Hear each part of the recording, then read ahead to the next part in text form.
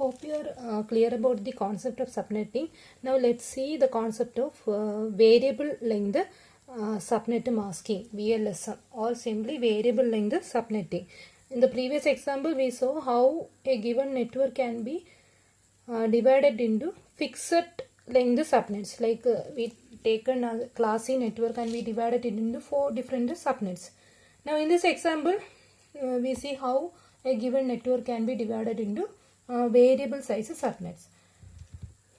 For example, we can take the same example that we discussed in the previous session. That is, we are taking a class C network, say that is given to a particular organization with the network ID 200.1.2.0. You can take any example, even other classes also. I am just taking a class C example just for explaining the concept easily. Now the organization is having say 3 branches, branch 1, branch 2 and branch 3, and the requirement is like branch 1 is in need of 60 different IP machine to be assigned to 60 machine.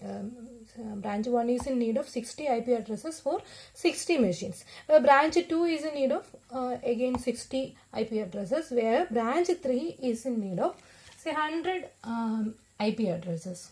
So it's a big branch compared to other two. So that is our requirement. Now it is not possible for us to equally divide the total 256 addresses that is coming under this class into 64 each. That is not possible because here the requirement is rather high. So what we can do is we can divide it into 3 parts, but not like equal 3 parts, because that concept of some power of 2, that you should retain here. Then only you can do all the calculation, subnet masking, those things. Okay, so for that, because as you know in computer 2 is the base, right? It's following binary number system. So here also we have that same concept. So you should divide it in such a way that each subnet is of size some 2 raised to k. Accordingly you have to divide. So in this example our requirement is like a 60, 60, 100. So what you can do is the total address space, that is 256 addresses which are coming under this particular class. First you divide into 2 parts, like 128 and 128. Now take any one of this 128 IP address and divide it further into say 64, 64. You can either divide this part or you can divide this part. Okay. So finally we need 3 portions. Each is of some 2 power k. Okay.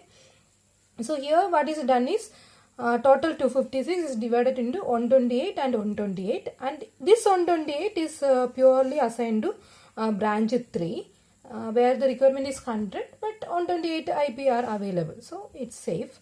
And this 128 we subnet further into 64, 64, and the first 64 is given to say branch 1 and second 64 is given to branch 2. So as usual the addresses will be ranging like the very first address 200.1.2.0 to 200.1.2.63, that is 64 addresses here. Now from 200.1.2.64 to 127 is here, and finally 200.1.2.128 to 255. The entire 128 combinations are given to branch 3. So that is the idea. Now if you are looking at these addresses in detail in the binary, we can observe like so I am just writing the binary of the last octet in all these cases. Okay. Now what is happening here? The original address, that is 0 to 255, that 256 combination, initially we divide into 2 parts, right? Like even it's 2 equal parts only, that is from 0 to 127 and 128 to 256. 255. Okay, so this is 128 and this is 100, and the first 128 different addresses we subdivided further, and the first portion we given to subnet 1, then subnet 2, and this one as a whole we given to subnet 3. You can divide in the opposite way also. That means this one you can keep this whole 128 initial combination you can give into subnet 1, sorry, say branch 3, and this you can divide further also. That you can do in any way. So in this example I am dividing like this. Now just look at the first split. Initially what we done is the total address we divided into 2 parts. Now as the entire thing is divided into 2 parts, to identify one part out of the other we just need 1 bit, right? 1 bit is enough. So what is happening is out of the addresses, if you are looking at the host ID part, which is 8-bit in the original means class C address without any subnetting, and that 8 bits initially we are divided into two parts only, right? So to identify this part, just this single bit is enough. That means all the addresses that are starting with a 0 in the host ID 8-bit starting with a 0 are representing part 1, and those which are starting with 1 corresponds to part 2. Now what we done is, all these addresses starting with 1 we assign to branch 3, that is subnet 3. Now within this part we divided it further, right? Now all these are starting with a 0. Now we have to distinguish it further, like the first half and the second half within this half. So we have to take one more bit. So what is happening? 0 0 is now acting as an identification for subnet 1, where those addresses which are starting with 0 1 are representing subnet 2. That means now we need 2 bits, right? But here we need 1 bit only for the identification purpose. So that you have to be careful. So now how you will be identifying these 3 subnets? If whenever you are getting an IP address, look at the host ID part, that is 8 bits by default. If the most significant bit is 1, now the algorithm is like this. If the most significant bit is 1, definitely it is subnet 3, that is for branch 3 in our example. And now the most significant bit is 0, we can't say like it is which subnet. We have to take one more bit. So take the most significant 2 bits. If it is 0 0, it corresponds to subnet 1. If it is 0 1, it corresponds to subnet 2. So that is how we are identifying. So accordingly, if you are looking at the total IP means class C address, as usual, the most significant 110 for identifying it as class C, then 21 bits for identifying the network ID. Now the remaining 8 bits which were initially the host ID is now divided, like 2 bits for identifying the subnet and 6 bits for identifying the host. But when it comes to subnet 3, 2 bits are not needed. We just need 1 bit, right, for identifying the subnet. So for identifying subnet, we are just depending only 1 bit. That is the most significant bit out of the 8. Now we need 7 bits for host ID. Why 7 bits? Because within subnet 3 we have 128 different machines. Now to identify one machine out of 128, we need 7 bits. So host ID is 7 bits, subnet ID is 1 bit only for subnet 3. Now for subnet 1 and subnet 2, host ID is 6 bits, because within each subnet we have only 64 machines. So 6 bits are enough, and 2 bits are for subnet ID. Okay, hope it is clear. Now just remember how we calculated the subnet mask in our previous video. So what happened there is, I'm directly moving on to subnet mask calculation without giving you much details. For more details, you can refer the previous video. So what is how we calculate the subnet mask?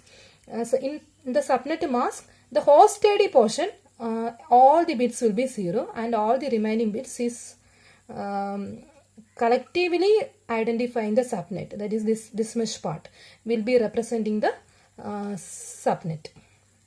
So these many bits will be 1 in the subnet mask, and these many bits will be 0. So subnet mask will now be like this 3 plus 21 plus 2, that is there are 26 ones followed by 6 0. That is how our subnet mask is looking for subnet 1 and subnet 2. There are 26 ones. So you can either represent it by /26, or 26 ones is nothing but 255, that is 8 ones, another 8 1, another 8 1, plus 2 more ones, that is 128 plus 64, that will be 192. Okay, so now if you are looking at subnet 3, here the 25 most significant bits are ones followed by 7 0, because host ID is 7 bits now. So 25 ones followed by 7 0, it can be represented by /25 or 25 25 25 and one more one, that is 128. Okay. So that is how we are representing the subnet mask. Now how the routing table will be constructed in this case. So what happened here is the total network is divided into subnet 1, subnet 2 and subnet 3. Subnet 1 is identified by this, subnet 2 and subnet 3. Now one more thing. As usual, within each subnet, the very first address will be identifying the subnet. So this will be acting as a subnet ID for subnet 1. Similarly, this will be acting as the subnet ID for subnet 2, and this will be acting as the subnet ID for subnet 3. Now what is the role of the very last address within a subnet or network? Whatever it is, it will act as the directed broadcast address to broadcast any information within this subnet. Similarly, this one will be acting as a directed broadcast address for subnet 2, and this will be the directed broadcast address for subnet 3. Okay, so that you have to keep in mind. Now let's continue. Each subnet is identified by the very first address, right? So in the routing table, so this is the routing table that is maintained by the internal router. We have a minimum informations like the subnet ID, subnet mask, and the interface to which you have to send the data to reach a particular subnet. So subnet ID, we have 3 subnets, right? So 3 subnet identified by 3 IDs. That is clear, right? With the very first address. Now the subnet mask for subnet 1, it is /26. That we've seen already, and subnet 2 it is /26, subnet 3 it is /25. So the corresponding binary will be coming here. Now if it is subnet 1, if there is a match with subnet 1, you can send the data through interface A. Similarly B and C. Okay. Now if there is this last entry, that is for tracing the wrong packets, that will be moving back to this interface to the external router using the default entry. Okay. Now it is like suppose randomly an IP packet is coming, say with the IP address 200.1.2.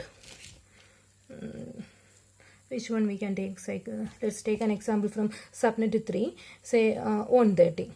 Okay. You can take any IP within this range. Now what will be happening is, to which we know that it is as part of subnet 3, right? Now how it is automatically identified by the routing table. So whenever such an IP packet is coming, it will take this destination IP address and it will perform the bitwise AND operation with the very first subnet mask, that is /26. What is /26? 255.255.255.192, right? So when you are performing the AND operation, the result is like 200.1.2. Now you have to be careful, like what is take the binary of 130 and take the binary of 192. Let's verify. So what is 130 in binary? That is 128 plus 2, right? 2 raised to 0, 2 raised to 1, 2 raised to 2, 2 raised to 3, 2 raised to 4, 2 raised to 5, 2 raised to 6, 2 raised to 7. And that is 130. Now 192 is this one, 1. Okay. Now when you are performing the AND operation, what is the result? This is 1. All other bits will be 0, right? Now what is this value? This is nothing but 128. That means you are getting the result as 128 here. Now see, it is saying that when I am performing AND operation with the subnet mask, I am getting, it is saying that this is the corresponding subnet ID, but this is not matching with this, right? Here it is saying something else. So there is a mismatch. So it will not be forwarded to interface A. Same thing will happen at interface B. Now when it comes to interface C, let's verify. Like the same last portion only will be changing, right? That is 130 and 192. Not 192, now it is /25. So what will happen? 200.1.2.130. That is the IP address which is coming. Now the mask is now 255.255.255.128 only, that is /25. Now when you are performing the AND operation, you will correctly get 1.2.130. You take the binary, this one, and 128 is here, only one will be appearing here. So you will get this as answer, that is 128, right? See, now it is saying that this is the subnet ID where this packet belongs, and correctly there is a hit. Correctly there is a hit. So it will be forwarded to interface C. So this is how the data forwarding is happening at the router. Okay, now just I want to tell you one more thing about the default mask. So default subnet mask is nothing but without any subnetting, how the subnet mask will appear, something like that. For example, if you are looking at a class C, by default class C network is like this, 110 identification, then 21 bits network ID and 8 bits for host ID, right? So here there is no subnet masking at all. So what is our calculation, what is the way of identifying the subnet mask? Host ID will be fully 0 and the remaining bits will be 1. So there are 24 ones followed by 8 zeros. So /24. Now if you know that it is a class C network and the subnet mask is found to be /24, what does it mean? There is no subnetting at all, right? So that is what is called default mask. For class C it is /24. Similarly for class B, you know, the network part and host part, there are 16 bits in the host part. So there will be 16 ones followed by 16 zeros, /16. And for class A it will be /8. That is 8 bit for identifying the network and the remaining bits are all 0. Okay, identifying the host. Now, when it is class C network, you have to be careful. Suppose I am saying that the subnet mask is /25. What you can conclude from that? Yes, the total network is divided into 2 subnets. How I am getting 2 subnets? Because by default it should look like a /24. Now it is looking like a /25. That means I am having just one more bit, right? Using that one bit, what I can do? I can divide the entire subnet into 2 parts only. So now I am understanding that I am having 2 subnets. Now instead of /25, suppose it is /26. And I know that it is class C, but I can conclude 2 more bits are coming here. That means the total sub network is divided into 2 more additional bits, that is 2 raised to 2, 4 subnets.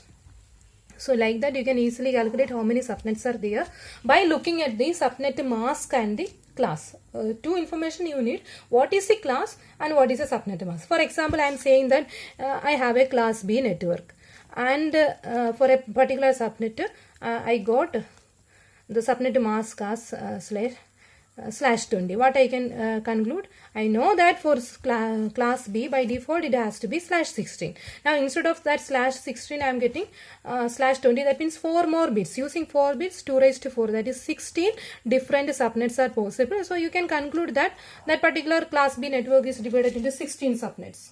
Maybe variable length, but so far this is, if it is fixed length, this is the conclusion. Variable length, accordingly more information is needed. Okay, so that is the use of subnet mask. Now there is one more concept that is not there in your syllabus, that is supernetting. Supernetting, just like dividing a network into small subnets, you can combine different network into a single one also. For example, suppose my requirement is say 500 machines in a particular branch. So what I can do is I can either go for say a class B address. So if I am looking for a class B address, what is the total number of addresses that is available in class B? It is, if I am taking a particular class B network ID, I will be getting say 65,536. Because the host ID is 16 bit, right? 2 raised to 16. This many IP addresses I will be getting together. But what is my requirement? I just need 500 addresses only. So what I can do is I can, instead of buying such a very bigger class of address, I can buy a smaller different class C network. Say one of the class C network is providing me 256 addresses maximum, and another class C is providing me another 256. So together I can get 512 different addresses. So that is enough. So what I can do is I can now combine 2 different class C network into a bigger class C network. So this concept is called supernetting. Now when it comes to supernetting, the same concept of subnet mask, what will happen to subnet mask now? Instead of /24, it will be /23 in supernetting. Because now within how many bits are needed for identifying a particular host? My requirement is 500, right? 500 in the nearest power of 2 is 2 raised to 9, that is 512. To identify any one out of this 512, I need 9 bits, right? So now the host ID will be jumping to 9 bits instead of 8 bits. So 9 zeros will be coming. So number of ones will be 23 only. So like that. So just to keep it as a reference. For example, if it is a classy network, I know that the default subnet mask is /24. Now the subnet mask is found to be a value greater than that. That means there some subnetting happened. Now the same thing is a value less than this /24, and I know that it is classy network. That means there supernetting is happened. Okay. So like that you can conclude. So that is a brief idea about supernetting. Anyway, this is not directly mentioned in your syllabus, I think. Okay. Thank you.